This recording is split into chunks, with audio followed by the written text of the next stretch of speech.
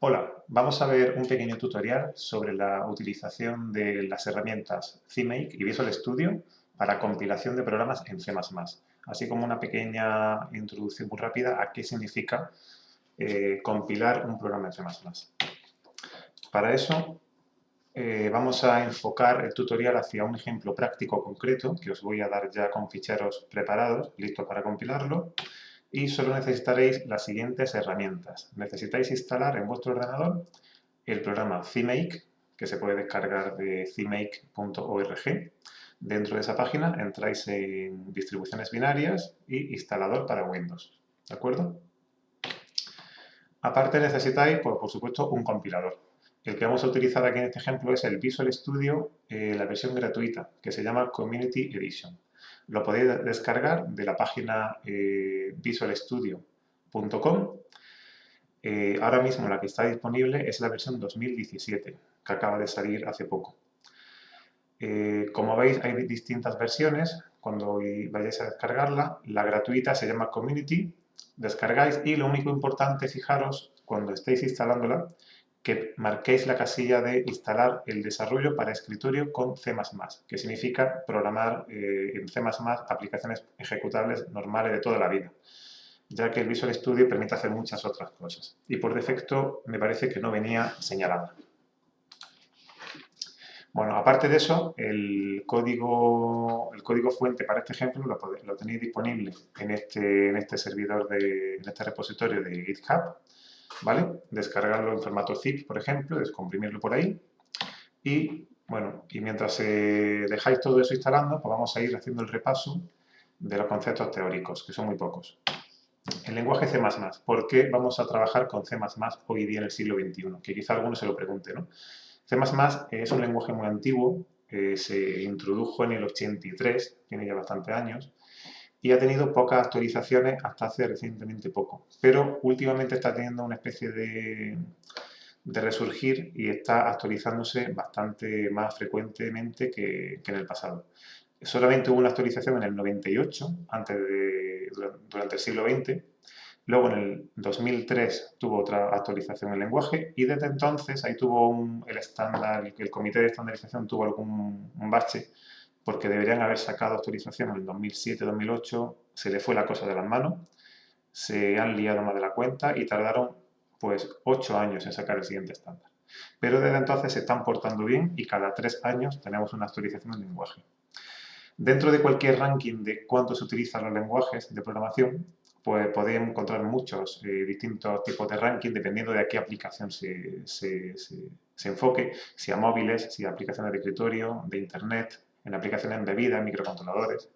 Pues en todas ellas siempre encontraréis a C y C++ en lo alto de la tabla, especialmente si estamos hablando de aplicaciones embebidas o de tiempo real, de cosas de tiempo crítico. Ahí nunca han tenido competencia, el C y C++. También, solamente para que tengan una referencia, pues dentro de los salarios que se pagan en el mundo de la programación, pues siempre C++ está en la parte alta de la escala. En algunas estadísticas está en la mitad para arriba, en otras está en lo más alto, depende muchísimo del sector. Por ejemplo, el sector industrial y de robótica pues suele estar en lo más alto. ¿Por qué se utiliza tanto C++? Pues bueno, tiene un conjunto de características que lo hace único, un lenguaje único, realmente. Para mí es el favorito, entonces no soy muy objetivo, pero sus propiedades son más o menos pues esto. Es un lenguaje de alto nivel, es decir, está muy lejos del ensamblador, que es una cosa que hoy día es inasumible, abordar un proyecto complejo en ensamblador, pero sin embargo tiene la eficiencia de los programas de los lenguajes de bajo nivel. Aún así, como digo aquí, es un lenguaje de alto nivel que permite programar con orientación a objetos, con funciones lambda incluso, con todas las cosas de lenguajes de alto nivel. No te obliga a desarrollar programas de una forma concreta. Es decir, permite, dentro del desarrollo de programación con objetos, permite las estructuras de herencia, de composición de objetos, permite cualquier patrón de diseño, que son técnicas específicas de afrontar problemas de forma reutilizable, permite el uso de templates, que es una cosa muy potente, y a pesar de todo esto, pues es un lenguaje de sistemas. ¿Qué quiere decir eso? Que sirve para programar microcontroladores que no tienen sistema operativo siquiera. Es decir, sirve desde cosas tan pequeñas hasta, como pongo aquí el ejemplo, hasta para aplicaciones de servidores que se utilizan en Facebook. ¿Por qué? Pues porque Facebook, igual que grandes empresas, se dan cuenta que al final, si utilizas un lenguaje eficiente, los kilovatios hora que te está ahorrando de electricidad y el calor que genera todos esos servidores, te sale más caro que lo que te cuesta contratar a un buen programador C++ que te haga ese programa en C++. Es decir, típicamente se veía C++ como un lenguaje difícil, pero a la larga merece la pena, porque consigue programas más eficientes. Por supuesto, depende muchísimo del contexto que estamos hablando. Una aplicación web no se va a hacer en C++, pero cosas que requieran mucha computación, pues sí. Hemos hablado ya de compilar. ¿Qué significa compilar un programa de C++? Bueno, estos son los patrones típicos que nos encontramos en los distintos lenguajes de programación. Aquí tenéis arriba, tenéis los lenguajes tipo C++, los lenguajes que directamente tenemos un compilador que coge el código fuente de un programa. El código fuente es el texto que tú escribes en un programa, lo parsea, lo compila, lo enlaza, que se llama el linking, y acaba saliendo un montón de instrucciones ya en ensamblador de bajo nivel en código máquina. Es decir, directamente se genera un código en binario que ejecuta la máquina. Eso es lo más eficiente posible. Esto está en contraste, digamos, con los otros paradigmas que existen, como por ejemplo el que utiliza Java o el lenguaje Python, en el que tenemos un código intermedio.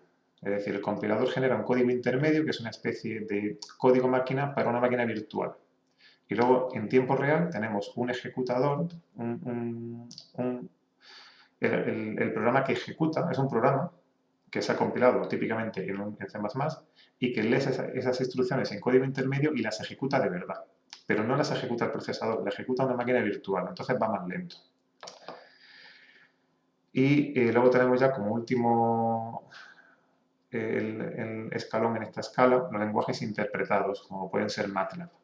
Entonces, estos lenguajes te dan una capacidad de abstracción increíble, cada instrucción puede hacer cosas muy abstractas, pero a cambio de que son muy lentos de ejecutar.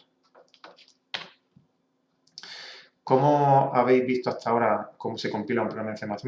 Para los que hayáis hecho algo de programación en este lenguaje, pues seguramente tendréis en la cabeza algo como esto, ¿verdad? Tenéis un montón de ficheros CPP, que son la extensión típica de los ficheros de código fuente. Tendréis cabeceras.h, que son los que hacéis los includes. Tenéis librerías. Y todo eso, de alguna forma, lo mandáis a un compilador y, magia, aparece un programa ejecutable, ¿verdad? Bueno, pues si queremos entender realmente cómo funciona todo esto y queremos programar bien, tenemos que entender qué es lo que está pasando ahí dentro, ¿vale? Y vamos a verlo. Si veis este esquema de aquí a la derecha, tenemos un ejemplo muy sencillo, pero en el que se ven todos los pasos que de verdad están ocurriendo por ahí detrás. Empezamos con un programa en CPP, este es el código fuente, y lo primero que se hace, que normalmente no se es consciente hasta que no empieza a meterte en esto, es que se llama a un preprocesador, el preprocesador de C++. Este preprocesador lo que hace es ejecutar las macros, y las macros son todas esos comandos que empiezan por almohadilla. Por ejemplo, almohadilla include, es el que habré utilizado seguramente más de una vez, ¿verdad? Pues esa almohadilla include lo que hace es que coge otros ficheros y los inserta allí, tal cual. Es decir, copia el fichero, coge el fichero externo, lo copia en ese punto y recursivamente, si dentro de ese fichero hay más includes, lo va incluyendo.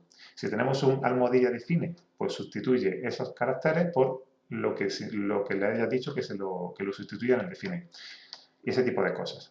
Y con eso se genera un fichero temporal, que esto nunca lo vemos, pero eso es lo que le entra al compilador realmente. El compilador no procesa los includes ni los defines. Eso es importante saber que se hace en otro paso anterior en el que el compilador no puede hacer nada.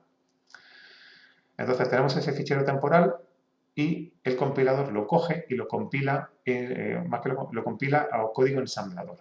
¿Vale? El lenguaje ensamblador, que a nosotros tampoco nos interesa, y se llama automáticamente a un ensamblador, que se llama un programa ensamblador que coge ese código fuente de ensamblador y lo genera en código objeto, que digamos que es un código intermediario, el código máquina, pero todavía no está listo para ser ejecutable. El último paso lo ejecuta el enlazador o linker, que es un programa que coge un fichero compilado en código objeto, uno o varios, junto con varias librerías y todo eso lo enlaza, por eso su nombre, y genera un programa ejecutable, por fin. O una librería, que típicamente una DLL en Windows.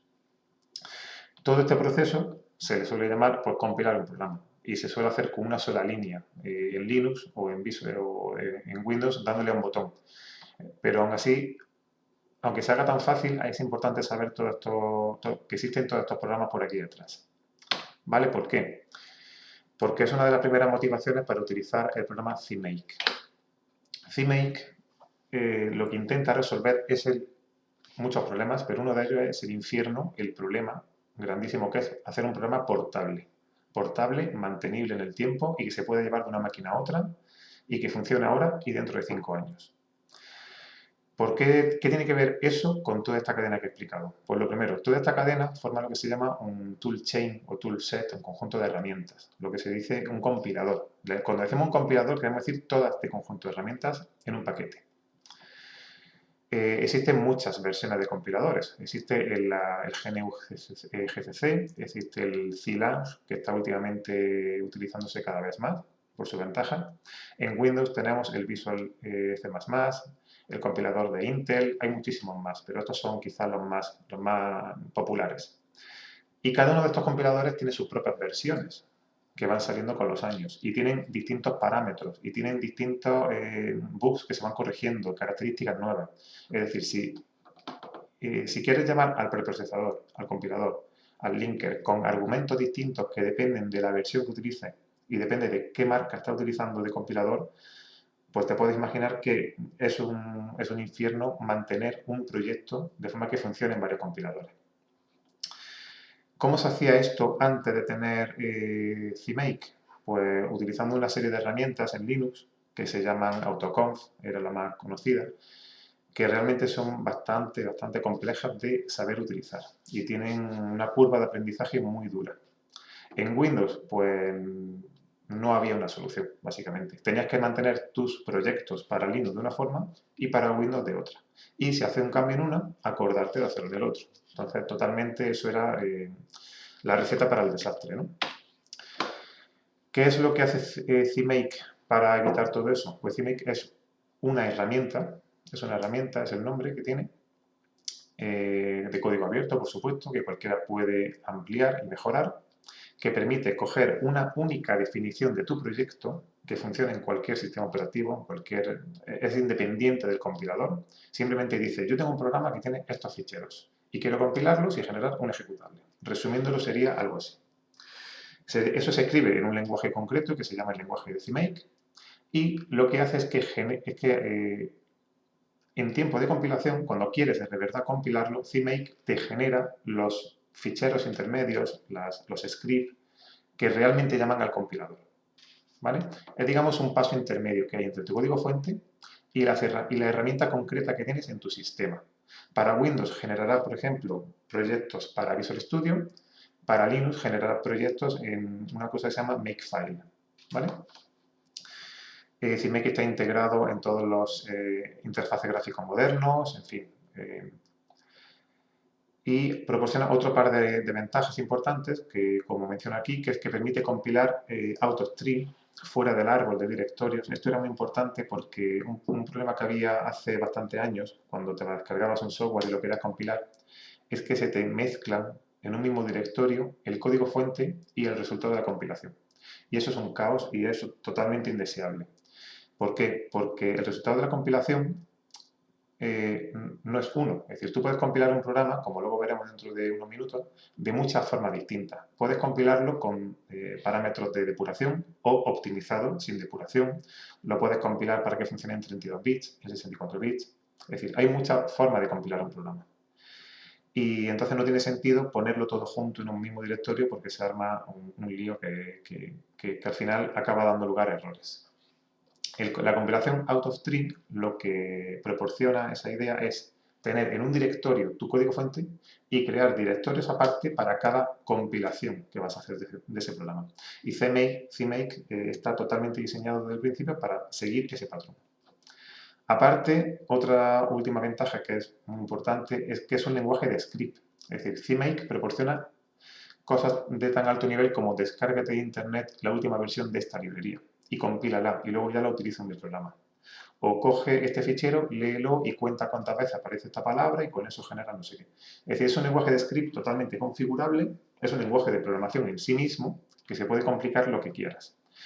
Y lo bueno que tiene es que es genérico. Funciona en Linux, en Windows, en Mac, en cualquier sistema operativo y en cualquier versión.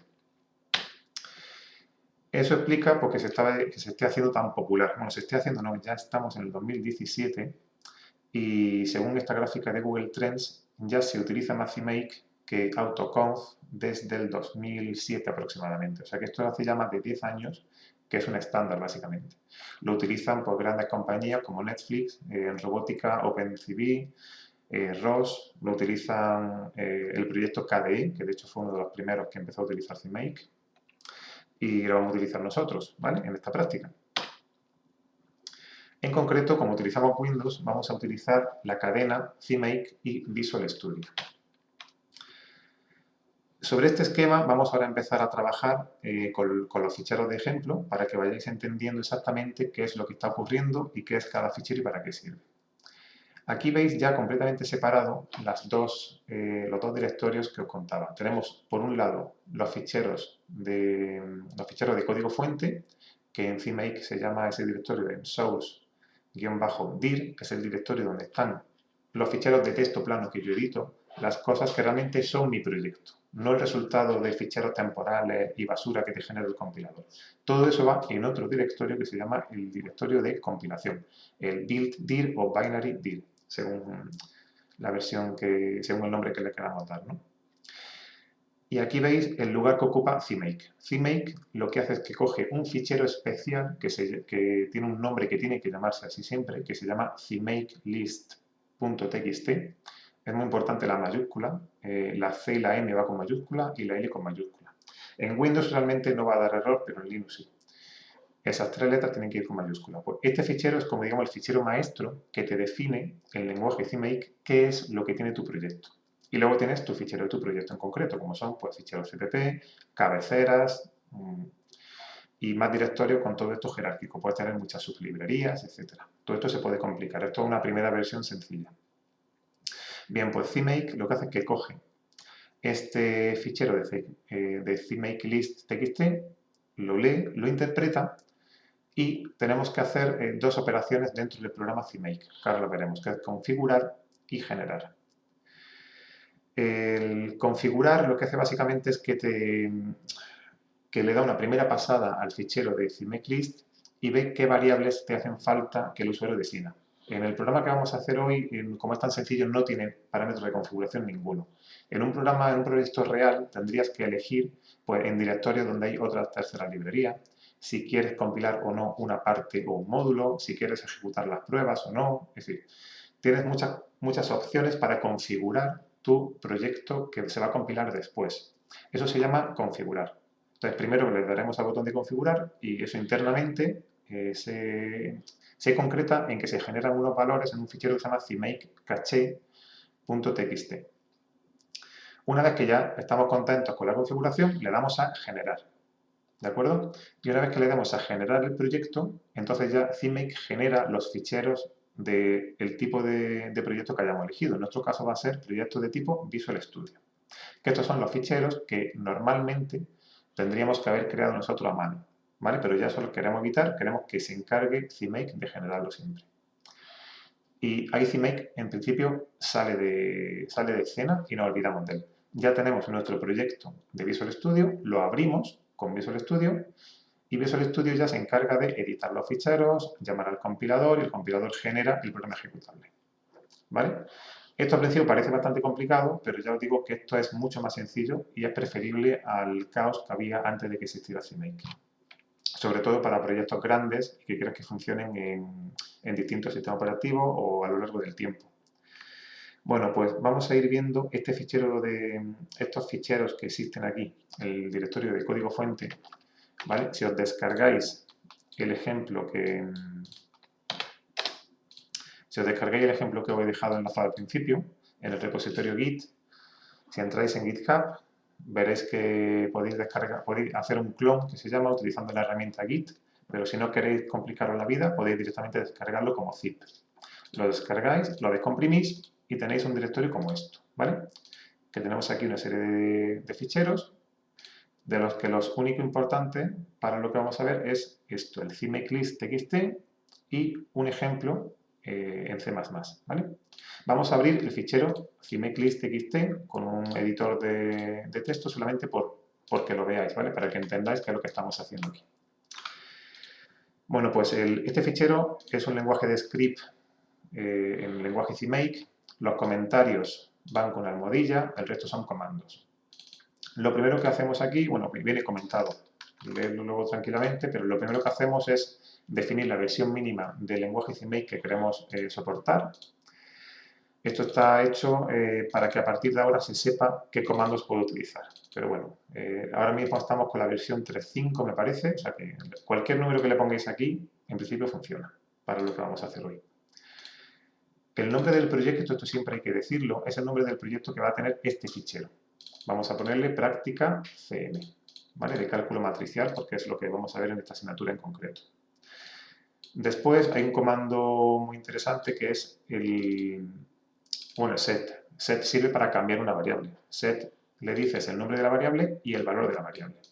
Y luego, esta variable puede ser una variable tuya que vas a utilizar dentro de tu script, que no tiene ningún sentido para CMake, y hay un montón de variables que tienen sentido global para CMake que cambian el comportamiento del sistema. Una de ellas es, bueno, todas las que empiezan con CMake-bajo, por imaginar que son variables de CMake. CMake C++ estándar, el 11. Con esto lo que le estamos diciendo al compilador es que vamos a utilizar la versión del lenguaje C++ 11. ¿De acuerdo? Y fijaros lo ventajoso que es esto. Y con esta variable ya nos podemos olvidar. Ya sabemos que el compilador sabe que queremos utilizar C++ 11. Y si solo sabes eso, dices, vale, que es fácil. Pero no es así de fácil, porque en Visual Studio eso se hace de una forma. En el compilador CLang hay que poner un comando, un parámetro del compilador para que eso funcione. En GCC es otro. Dependiendo de la versión de GCC es un comando o es otro. Es decir, con este simple comando tenemos todo eso resuelto y no olvidamos. A partir de aquí, en este ejemplo vamos a utilizar una librería externa a nuestro código que se llama Eigen. ¿Vale? Pues os recomiendo que le echéis un vistacillo. La Eigen no es fundamental para entender todo el tema de CMake, pero como se utiliza en el ejemplo, pues simplemente la incluimos aquí. Eigen es una librería de C++ para utilizar cálculo de matrices. Sirve para definir matrices matemáticas de tamaño fijo, tamaño variable, a nivel casi igual de fácil que te da MATLAB. Pero por supuesto mucho más potente a cambio de que tiene un poquito más de rigidez a la hora de utilizar las matrices. Ya iremos viéndolo. Entonces, esta variable que definimos aquí, set eigen include directory, este nombre me lo he inventado, no quiere decir nada, le puedes poner aquí el nombre que quieras, y le pongo el valor que viene aquí entre comillas. Va a ser una cadena de texto que tenga por nombre, que tenga por valor lo siguiente, esto de aquí. ¿Y esto qué es? Pues es una cadena de texto donde he utilizado el comando de sustituir variable por contenido. La variable de CMake project name, entre dólar y corchete, lo que hace es que se sustituye por esto de aquí, por el nombre que le hemos puesto en el proyecto. ¿Vale? Y luego esto va encadenado, si os fijáis, con otro comando de sustituir que se llama el nombre del proyecto, _source_dir. Bueno, todo esto no tenéis por qué entenderlo ahora mismo si es la primera vez que veis CMake, pero lo que está haciendo es sustituyéndome todo esto por el directorio donde esté el código fuente de este proyecto. Es decir, por el directorio este, donde tengo todas mis cosas. Y eso lo guarda en una variable que se llama así, el fichero de include del eigen. ¿Vale? ¿Para qué quiero ese directorio? Porque aquí tengo una copia de la librería eigen. Para evitar que tengáis que descargar de internet, ya la he metido aquí. Dentro de aquí hay un montón de ficheros que no nos interesan ahora mismo. Lo que sí quiero es que desde mi programa C++ pueda hacer almohadilla include eigen no sé qué fichero y que funcione. Para eso tengo que decirle a CMake este comando, include directories. Quiero que tengas en cuenta este directorio como en la lista de los que tiene que buscar el preprocesador cuando haga una almohadilla include. Y le pongo este fichero. Le podrías poner aquí todos los ficheros que quieras. Este comando se puede repetir todas las veces que quieras. ¿Vale? Y ya a cada compilador le manda los argumentos que sea, no nos interesa, para que funcione de esa forma. Es decir, que entre estas tres líneas consigo que en mi código pueda hacer include, almohadilla include, ficheros de Eigen. ¿De acuerdo? Vale, ¿qué más? A partir de aquí, ya lo más importante es definir un ejecutable. Es decir, quiero definir con mi proyecto que va a haber un programa ejecutable. En este caso tenemos dos, pero en este vídeo solamente vamos a ver el primero, ¿de acuerdo? Vamos a ver un ejecutable que se llama, el primer argumento es el nombre que tú le quieras dar al ejecutable. En este caso, ejemplo-cpp. Le puedes poner aquí lo que tú quieras. Y luego viene una lista de uno o más ficheros que son los que se van a compilar para generar ese programa ejecutable. En este caso tenemos el ejemplo cpp.cpp. Y aquí tenemos otro ejecutable, como digo, que por ahora no me interesa. Este fichero de aquí, pues tiene que existir dentro de mi directorio. Y aquí lo tengo, ejemplo cpp.cpp. Vamos a abrirlo para que veáis un poco la pinta que tiene. Pues, bueno, la nota de copyright y luego un par de includes. El include de IOStream seguramente lo habéis utilizado en C++.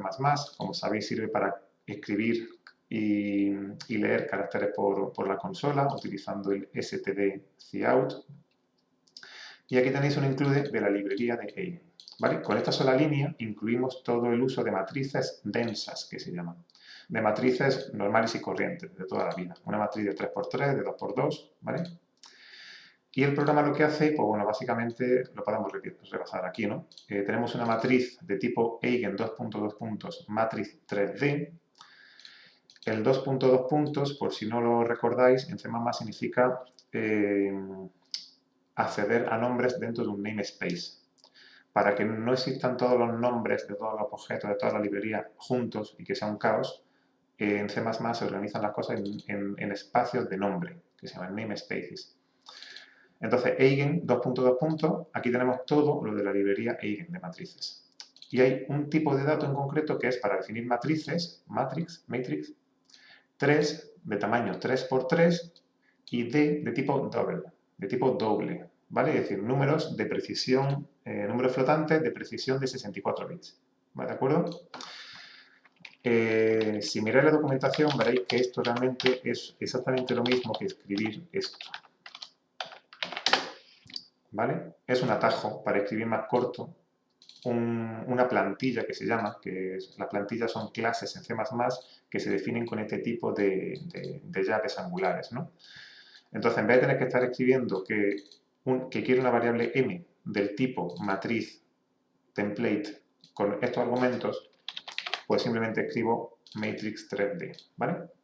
Bueno, y le estoy inicializando a una matriz de tipo identidad, es decir, una matriz que es 1, 1, 1 la diagonal y el resto es 0, ¿de acuerdo? Eso lo mando a la pantalla con el comando cout, ¿vale? Matriz identidad m. Luego aquí tengo un bucle for, que es simplemente un ejemplito de cómo modificar elementos de la matriz. Aquí lo único que tenéis que tener cuidado, los que estéis acostumbrados a trabajar con MATLAB, es que las matrices, si tengo una matriz de 3×3, los índices van desde el 0 hasta el 2, 0, 1 y 2.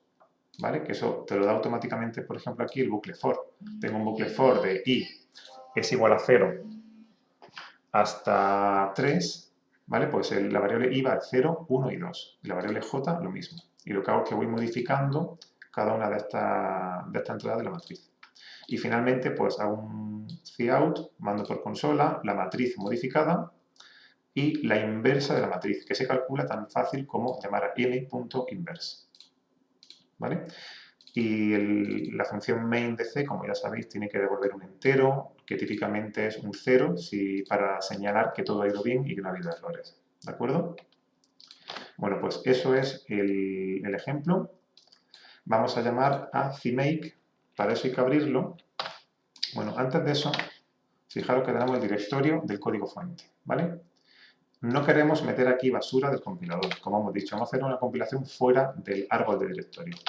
Entonces vamos a crear otra carpeta, otro directorio que se llame, podéis llamarla como queráis, en este caso le voy a poner el nombre de la carpeta original, -build, ¿vale? De compilación. Le podéis poner, como digo, como queráis. Está vacía ahora mismo, ¿vale? Pero le vamos a decir a CMake que me genere allí los proyectos de Visual Studio. Entonces copiamos el nombre de la carpeta de código fuente y abrimos el programa, si ya lo tenéis instalado, de CMake GUI, ¿vale? La interfaz de usuario gráfica de CMake. Bueno, entonces tenemos que colocar aquí, la interfaz de CMake es bastante sencilla. Aquí arriba tengo dos campos para escribir nombres de directorio, ¿vale? O se pueden buscar con estos botones de aquí. Lo primero, te lo dice bien claro, ¿dónde está el código fuente? Pues está en este directorio. Segundo, ¿dónde quieres construir los binarios? Pues en este directorio que acaba en build. ¿De acuerdo? Y ya está, por aquí hay más cosas, pero en principio no vamos a verlo. Y aquí están los dos botones que habíamos visto antes las transparencias. Vamos a recordarlo por si se ha olvidado. Que primero se ejecuta configurar y luego generar. ¿De acuerdo? Pues primero ejecutamos configurar y como es la primera vez que le doy, te pregunta muchas cosas. Te pregunta básicamente qué tipo de proyecto vas a utilizar.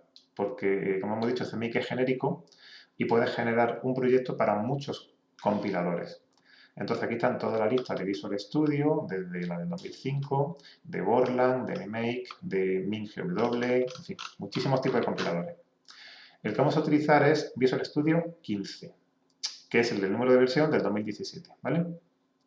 Fijaros que os da tres versiones, el 2017 a secas, el ARM y el Win64. El que viene a secas significa compilación para PC normal y corriente en 32 bits. Es decir, ese programa funciona en cualquier sistema operativo 32 y 64 bits. Si tenéis un sistema operativo de 32 bits, muy importante poner este, porque si no, no vais a poder luego ejecutar los programas, ¿de acuerdo? Si tenéis un sistema operativo en 64 bits, que debería ser lo normal hoy día, pues dejar marcado este, el 64 bits, que todo va más rápido y más eficiente. El ARM es para hacer aplicaciones de tipo embebido o para Windows 10 de móviles o para hacer programas de procesadores de arquitectura ARM, que ya sabréis lo que es. Yo en mi caso voy a marcar el Windows 64. Todo lo demás por defecto. Entonces CMake lo que hace es que llama al compilador y le hace una serie de pruebas para averiguar si funciona, si está bien instalado y empieza a sacar unos cuantos parámetros importantes para funcionar a bajo nivel, que a nosotros no nos interesa. Fijaros que si le doy a configurar otra vez, pues ya no tarda tanto. Todo eso que he dicho lo hace la primera vez. La primera vez habían aparecido en rojo, o habréis fijado, pasará a vosotros, aquí una serie de variables. Estas son las variables públicas, digamos, que tengo para cambiar la configuración del programa. Pues por defecto dejarlo todo, tenéis muchas más por aquí, si le dais a avanzado, os enseña todas las opciones que tiene internamente CMake. Son muchísimas, por ahora no hacerle ni caso. Lo único como curiosidad, fijaros aquí abajo en la consola de CMake que dice usando directorio de Eigen tal y un directorio. Esta línea la ha generado, esa salida la ha generado esta línea del script. Si recordáis pusimos message, status y una cadena. ¿Vale? Pues el message status lo que hace es simplemente que me sirve para depurar el programa de CMake. Aquí puedes poner el nombre de variable, mensaje de depuración, lo que tú quieras. Y te va a servir para ir comprobando que tu script de CMake funciona. En este caso me ha servido para ver que esta variable, el eigen include efectivamente ha cogido el valor que yo quería. ¿De acuerdo? Bien, pues una vez que ya tengo esto configurado y estoy contento, le doy a generar. ¿Vale? Le doy a generar y ya está. Y tarda poco en proyectos pequeños. En proyectos grandes tarda más. Hay aquí un botón tercero, que esto lo han añadido en la última versión de CMake, que es para directamente abrir el proyecto. ¿Vale? En vez de abrirlo directamente, para los que tengáis versiones antiguas y para que veáis exactamente qué es lo que está pasando por aquí, pues vamos a abrirlo de forma manual, ¿vale? Nos vamos al directorio de build. Nos vamos al directorio de build y abrimos bueno, hay un montón de ficheros, ¿vale? Pero realmente los que me interesan son el CMake Caché, del que os he hablado antes, que es el que utiliza internamente CMake para guardar sus variables. Y luego tenemos un ficherito que se llama, el nombre del proyecto que le has puesto, .sln de solution.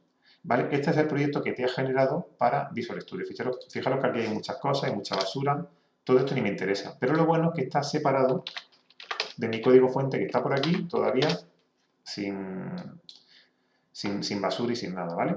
Entonces, abrimos el fichero de tipo solution, sln, y ya estamos en Visual Studio. Bueno, si es la primera vez que abrís Visual Studio, pues os doy una vuelta muy rápida. Aquí a la izquierda tenemos la solución, ¿vale? Fijaros que estáis en la pestaña de explorador de soluciones. La solución es el nombre que tiene Visual Studio para un conjunto de proyectos, ¿vale? Dentro de solución tenemos el All Build, que es un target que te mete Virtual CMake, que significa compílamelo todo lo que haya.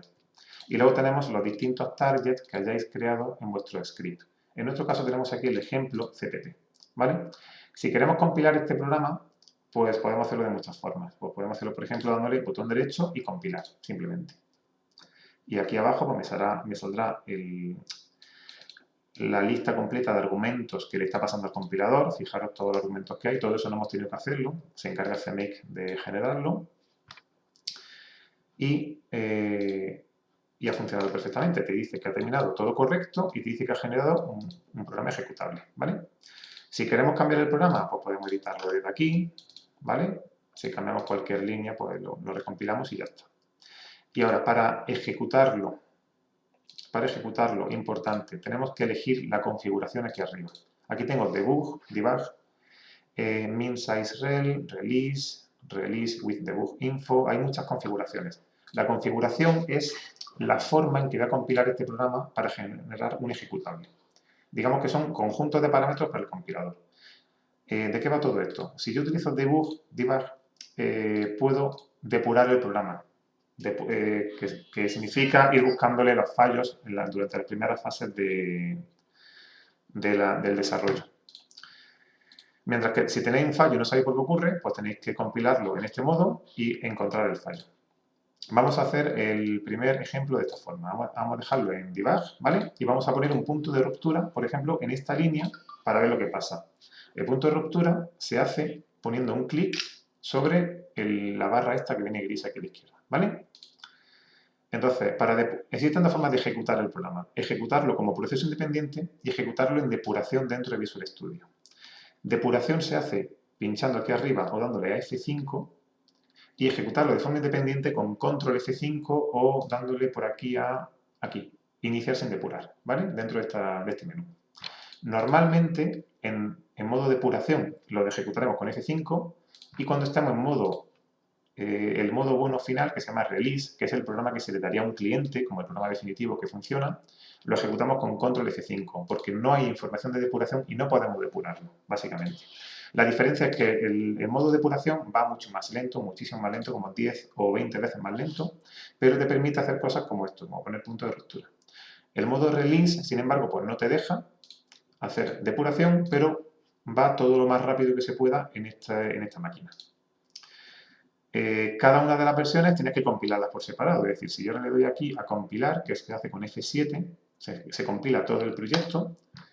Si lo compilo en release, no está compilado en depuración, es decir, tengo que compilarlo cada vez en cada uno de los modos, ¿vale? Bueno, me voy a modo depuración otra vez. Quiero poner un punto de ruptura aquí. Vamos a ver la diferencia entre lanzarlo con depuración y sin depuración. Vamos a lanzarlo primero sin depurar, dándole a control F5. ¿Vale? ¿Qué me dice? Fijaros, me dice que hay proyectos que no están compilados, ¿vale? Lo he dejado esto para que lo veáis. ¿Desea compilarlo? Sí, lo normal es que siempre quiera compilarlo. Entonces, no volver a preguntar y decirle que sí, que quieres volver a compilar todo. Y os dará este error, ¿vale? Que es un error típico que todo el mundo dice. ¿Me está dando este error? ¿Esto por qué? ¿Vale? Fijaros, me dicen, no puede iniciar el programa no sé qué all build, ¿vale? Si os dice eso, es porque tenéis marcado aquí lo que viene por defecto, que es el proyecto. Dentro de la solución hay muchos proyectos, ¿no? Pues el proyecto todo, el construir todo, compilar todo. Ese realmente no es un proyecto realmente, no es un ejecutable. Es, digamos, como un proyecto que se utiliza para definir, viene por aquí, dependencias. Simplemente está marcado como que depende de los otros dos proyectos. De forma que si le das a compilar este, compila todos los demás. Es solamente una herramienta. El programa real se llamaba ejemplo CPP. Pues tenemos que darle botón derecho y establecer como proyecto de inicio. ¿Vale? Veis que ya está en negrita. Siempre pone en negrita el proyecto de inicio, el principal, digamos. Bueno, pues una vez que lo tengáis puesto marcado de negrita, entonces podemos ejecutarlo. ¿Vale? Ahora ya sí podemos darle a iniciar sin depurar. Y pues se ha ejecutado enseguida y veis el código por consola de la salida. La matriz identidad, la matriz modificada y la inversa de la matriz. ¿Vale? Que lo ejecutamos en modo depuración. pues entonces veis que tarda muchísimo más porque tiene que enlazar el programa dentro de Visual Studio. Y fijaros que me ha salido aquí un punto de ruptura detenido. Es decir, el programa se ha parado en este punto. Por aquí tengo mi ventana, la consola, donde no hay nada todavía porque no ha llegado a ejecutar esto. El programa ahora mismo, ¿en qué estado está? Pues en esta línea. Ha creado una matriz M que puedo pasar el ratón por encima y veo lo que tiene.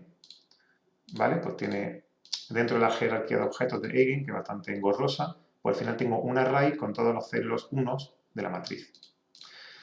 ¿Que quiero ejecutar esta línea? Pues le doy a ejecutar un paso a paso por procedimiento, o que la tecla F10, ¿vale? Y pasa a la siguiente línea. Si pasa a la siguiente línea, pues ya vemos que en la consola ha salido esta matriz de entidad, ¿vale? Y así puedo ir paso por paso, en fin, puedo depurar el programa. Cuando quiero terminar ya de ejecutarlo del todo, pues F5 y se termina de ejecutar, ¿vale? Alguna cosilla más. Que quiero ya este programa probarlo a tope de velocidad o quiero dárselo a un cliente si es que estoy desarrollando un producto, pues lo pongo en Release, botón derecho, compilar, ¿vale? Y lo compila sin problemas. ¿Y dónde lo genera? Pues para que sepáis dónde están las cosas, están mi directorio de código fuente, mi directorio de compilación, ¿vale? Y dentro de un proyecto que se llama ejemplo, aquí en release, perdón, lo genera dentro del directorio que se llama release, ¿de acuerdo? Aquí tengo el ejemplo cpp.exe. Este .exe me lo puedo llevar a cualquier ordenador, ejecutarlo y funciona. Y me hace... Lo que pasa es que cierra muy pronto y no da tiempo a verlo, ¿no? Pero si lo ejecutáis desde una consola, ejecutando command, por ejemplo, me voy aquí al directorio y lo ejecuto con ejemplo cpp, ¿vale? Pues veis que el programa se ejecuta en la consola y hace lo que tiene que hacer y ya está. Y esto no necesita nada, te lo puedes llevar a cualquier sitio. Bueno, pues yo creo que como primera introducción ya está bastante bien. A partir de aquí, ¿qué es lo que se puede hacer? Pues se pueden modificar el fichero cmake.list.txt para cambiar el número de ficheros que tengo dentro de un proyecto. Se pueden cambiar el código fuente y ya ir compilándolos y haciendo pruebas. Y con esto espero que os dé un primer empujón para empezar a hacer vuestros propios programas en C++. Un saludo, hasta luego.